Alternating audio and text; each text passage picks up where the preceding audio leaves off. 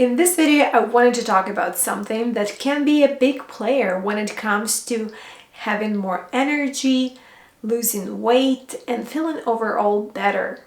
And that is insulin resistance.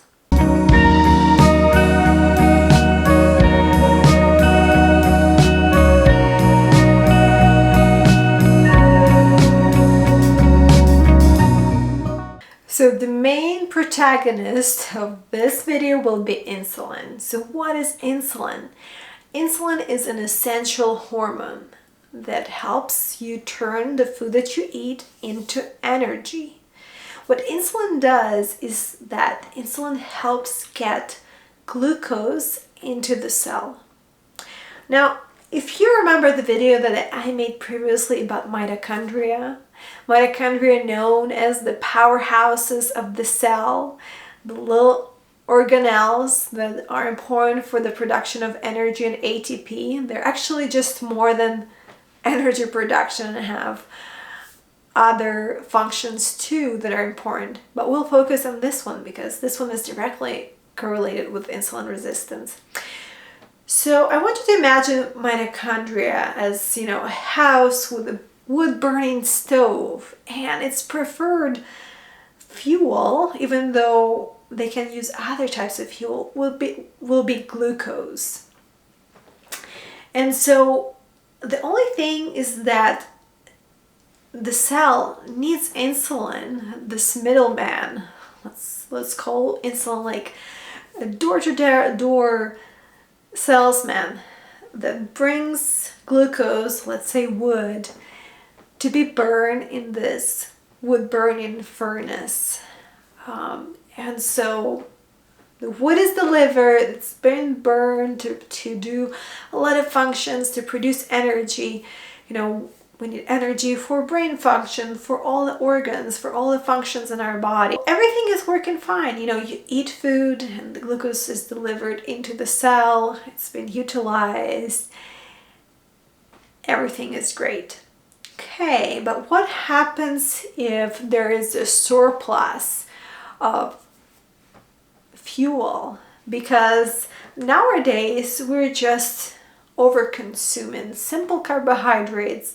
There are hidden sugars in essentially everything. You have to be a detective and you really have to read all the labels because it seems that everything has added sugars. So now we have the surplus of added sugar, simple carbohydrates, and we're also eating more. We're just like snacking. Instead of just having 3 meals a day, we're having more meals a day in forms of snacks. So we're constantly eating.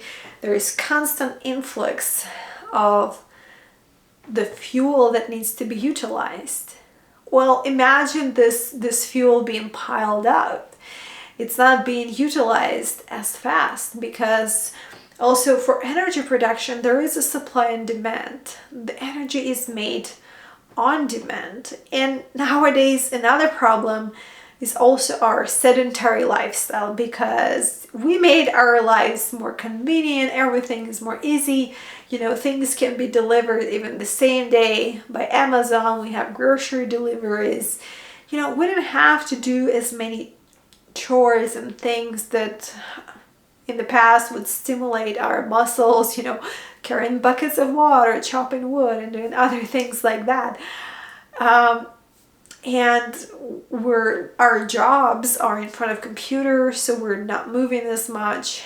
And so that creates another problem because that energy is not being utilized. The cell has its own protective mechanism. The body has its own protective mechanism when there is surplus of anything, because it becomes too much. So the body has the ability of tune out, right? It's kind of think about it like as a mom that kind of becomes deaf to all the constant inquiries of kids. And so you just kind of have to protect your nervous system. You can't react to every single thing.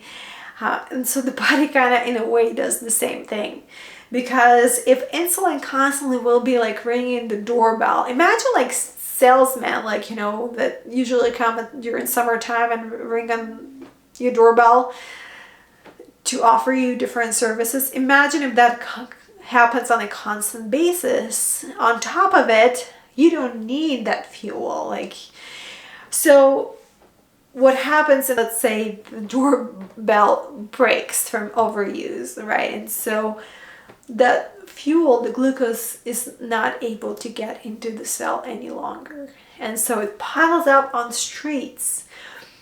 And that becomes kind of a mess and a hazard, for everybody to have it. And it actually is pro-inflammatory. It's inflammatory for the body.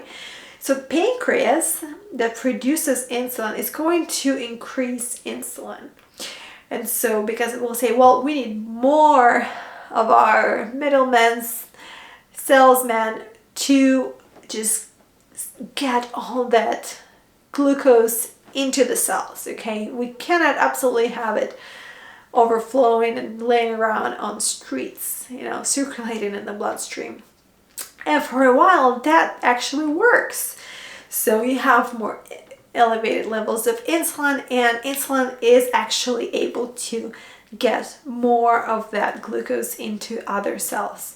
Now think about it, that insulin resistance happens over a prolonged period of time. It can happen on a spectrum over a decade or more. Now insulin resistance happens before one is diagnosed with prediabetes and then type 2 diabetes.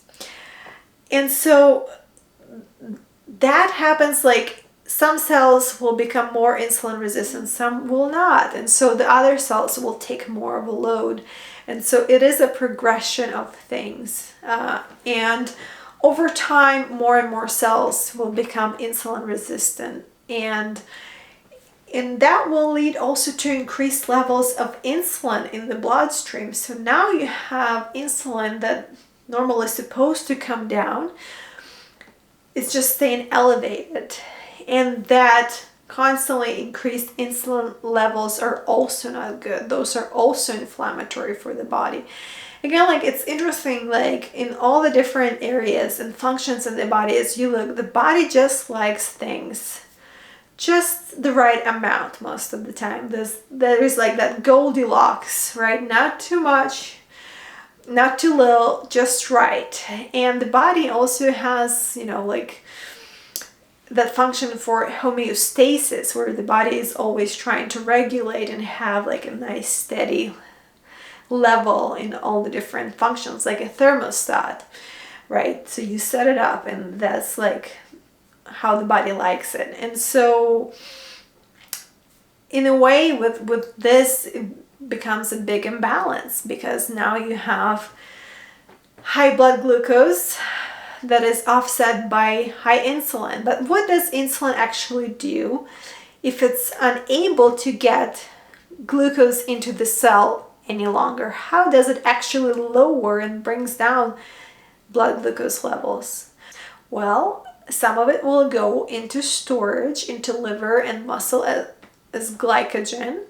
That is usually used during nighttime or fasting.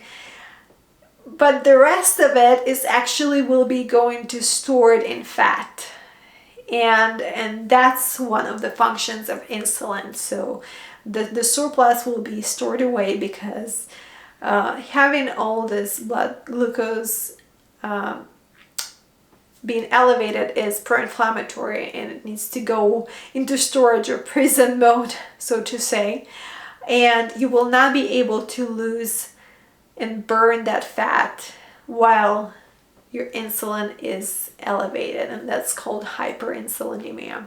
But many of you would say, okay, well, I don't eat a lot of processed foods. I actually don't eat simple carbohydrates, only complex carbohydrates, quinoa and rice and sweet potatoes and butternut squash. And I eat fruit. I don't drink juice. I don't drink sodas. I don't eat really sweet. So there are some people that would say they're eating pretty clean, and compared to everybody else, compared to standard American diet, but still they have very low carbohydrate tolerance. So even those complex carbohydrates, such as rice and quinoa and fruit, can kind of like cause some of that insulin resistance. Why is that?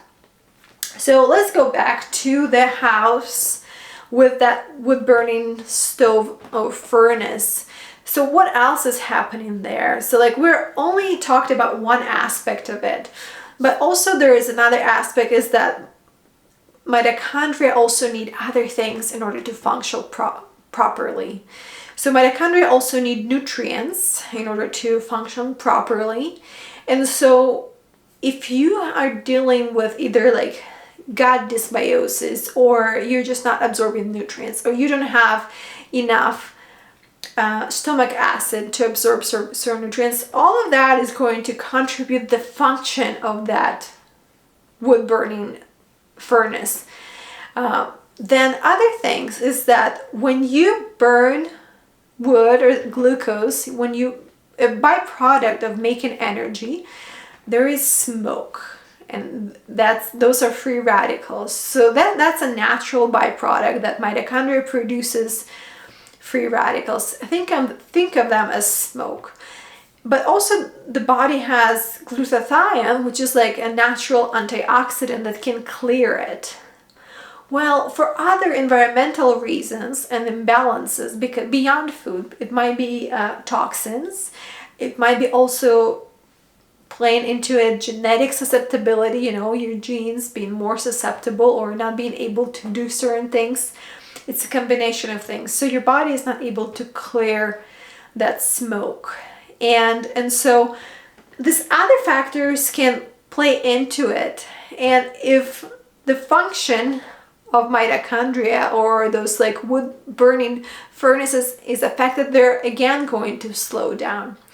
If there is an infection, if there is like a virus or attack, or it could be like a chronic infection, right, that comes from gut dysbiosis, again, like the mitochondria are going to shift, and they can even go into like the cell danger response, which can be provoked by things like mycotoxins from mold exposure or other kinds of environmental toxins. And so in that case, mitochondria, because they have more functions than just producing energy, they will prioritize actually signaling between each other in that kind of situation. Think about it like war, war happens, things change, we're gonna have other priorities, and we also are going to have other jobs.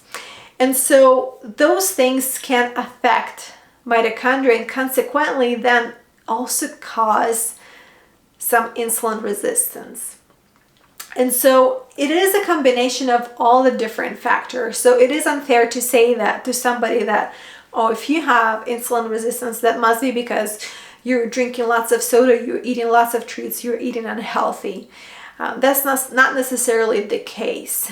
But again, in my case, what I've noticed is that I had to, even for some time, to cut down even on those complex carbohydrates, which are good foods, like there's, quinoa and lentils and all those foods. They have fiber and they have other things. But it comes down to your personal tolerance and other factors that might be playing into it. And while you're trying to figure it out, while perhaps you're trying to detox and, restore some of the functions, balance all the things out, because it's like a domino effect. Just reducing those carbohydrates and just trying to have more steady and level blood glucose levels can have such a great effect. At least like it helped me to feel so much better, have better energy, not have headaches, have better clarity of my mind. And what was really helpful is having a CGM monitor, that's a continuous glucose monitor, because again, like it's very hard sometimes to tell what can be causing it. And once I was using the continuous glucose monitor, I was able to tailor my nutrition to my needs at this period of my time, while I'm also trying to heal and, balance out my gut microbiome and detox from mold exposure. Like I have done a lot of work. So you're trying to balance all these things, but I feel like nutrition is a low-hanging fruit. Like even if it's not so easy at the beginning, I feel like it gives you a lot of control over what you can actually do. And so just paying attention and seeing like, okay, how does my body react if I just eat a banana, right? And what if like how my body would react if I combine it with this other foods, or even different time of the day. I mean, especially for women, there are so many variables, because even with the fluctuation of our hormones throughout the cycle, those will affect how insulin resistant you will be, because normally we will be tend to be more insulin resistant during the second part of the cycle. And so I think CGM is just something that can give you your unique data, because there is so much information online and it's so hard to navigate it, because some people will say, well, eat this, eat that, eat this way. This way you can just watch over time and figure out patterns and figure out what works best for you. So I hope this gives you an idea of what is happening in the body, what is insulin resistance, and why it's so important to address it. And I hope you can feel empowered, because that is something that is very manageable, and that is something that can make a big difference.